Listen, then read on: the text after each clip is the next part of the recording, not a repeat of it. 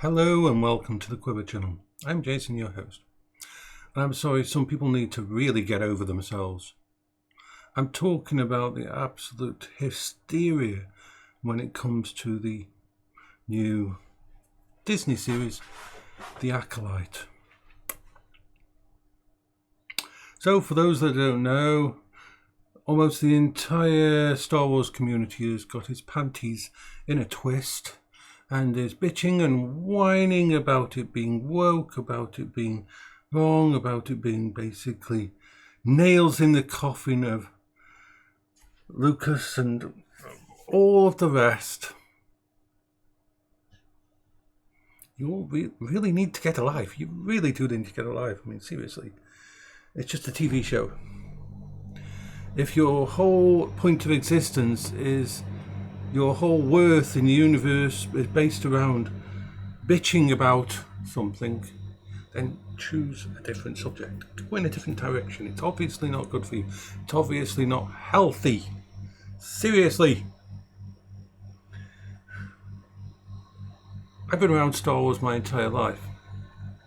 In the UK, every single Christmas the Star Wars movies would be on. You couldn't get away from them. I loved them. They were there for me through dark times. And the first three films are my favourite of that era. Star Wars isn't perfect. Lucas is not fucking perfect. I mean, let's face it. I'm one of the ones who basically almost walked out of the cinema when the Metachlorians were mentioned in the prequels. It was like, fuck that shit.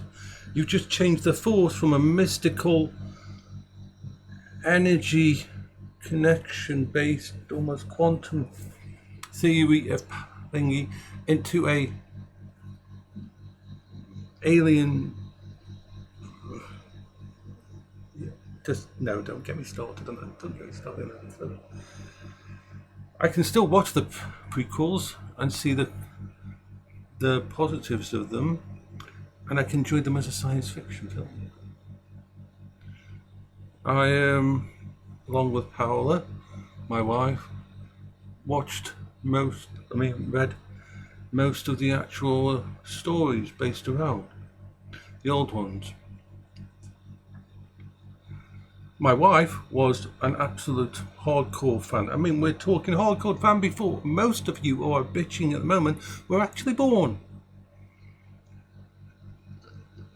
When she was taken to see Star Wars when she was very, very young, and she didn't have a good home life. She did not have a good home life. So she embedded herself in the Star Wars.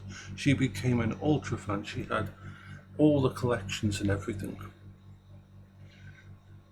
She loved the first three films. Every single time when a new set of stickers came out, when a new thingy she built up an amazing collection. Most of it's been got rid of now. I've still got the complete set of the original films, card collections and that she put together. And how hardcore was Paola? Well, first of all, in very early teens, she wrote new stories herself. Of course, she never took it beyond things. I mean, this On the Edge of Darkness. She wrote this when she was young. The Journal of Commander Paola Urabino, member of the New Republic and Jedi Knight. It's actually quite good. She wrote the entire story as her in a love affair with Wedge Antilles. And she even, as part of this escapism that she had, she would write to Wedge Antilles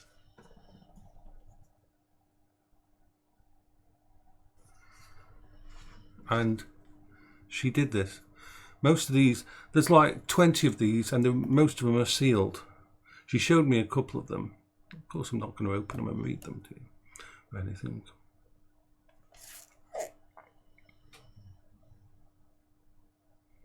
So, I have a history with it. Paola was inspired to, when she went to college, before she got ill, she did all the science. She was inspired to run the sci-fi club, all based around Star Wars and science fiction. I've got some of their old The Outpost and so on. And so all these letters and stuff. The Outpost. Outpost.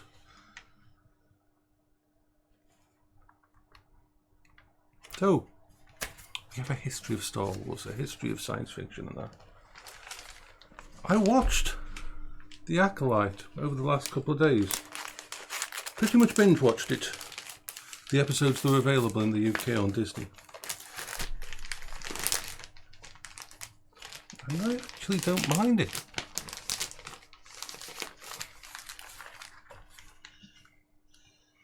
It has some interesting ideas.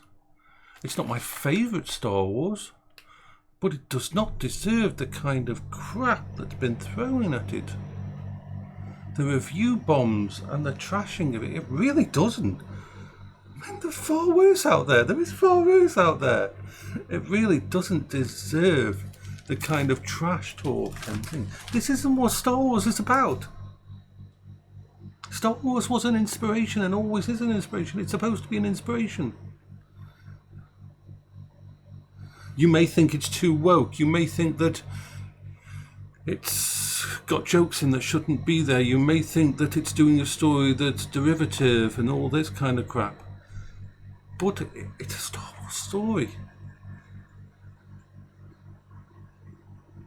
There's lots of grey areas. There's lore. Oh, it doesn't fit with this. It doesn't fit with this. Oh, fuck off. Just fuck off and go and watch something else. Go do something else if you would remember. Anger leads to hate. Oh God. The fact that a lot of these people who are trashing it don't realise the message of Star Wars and are tearing things apart and going down the path of darkness mind boggles me. Do you not actually believe in the lore? Actually, the message that's always been inspirational about Star Wars that helps so many people king it, and you're just ripping it apart because it doesn't fit your little tiny thing how it should be. Like I said, it's not the best, but there is no reason for it to be trashed like it's getting trashed. No reason at all. I will say my favourite modern Disney take on Star Wars is Andor, and I don't mind it. I actually quite like The Mandalorian and Obi-Wan, but my favourite would be Rogue One. I really like Rogue One, actually. Both me and Paola got to watch that before she passed away, and we both were of the opinion that it was one of the best Star Wars modern that we'd seen. And both of us were going in there saying, but we know this story. I mean, what's the point of this story? But Rogue One proved that you can do a film about Star Wars, even if you know the ending of the story, you know what's going to happen. You can do that, and you can make something special. So all those who are trashing it, please, please, please, constructive criticism, yes, have your own opinions, have your own. But this whole absolute rage and destruction and getting on the bandwagon,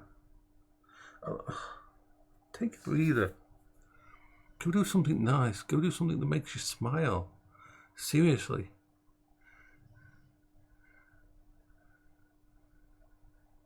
You really need to get to life. This is Jason for the Grubber Channel. I hope you're all having a good day.